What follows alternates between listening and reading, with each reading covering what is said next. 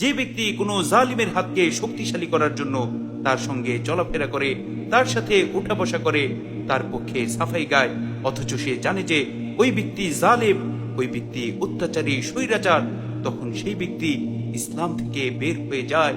নাউযুবিল্লাহ, নাউযুবিল্লাহ।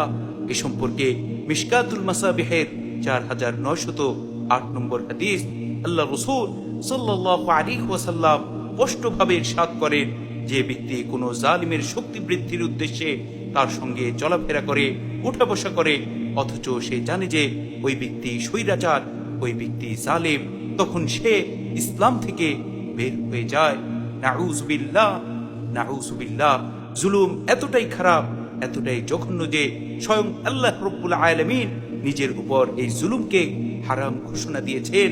মুসলিম শরীফের 6737 নম্বর হাদিস আল্লাহ রাব্বুল আলামিন হাদিসে কুদসিতে ইরশাদ করেন, হে আমার বান্দা, আমি নিজের উপর জুলুমকে হারাম করেছি এবং তোমাদের জন্য তা হারাম করেছি, অতএব তোমরা একজন অন্যজনের উপর জুলুম করো না।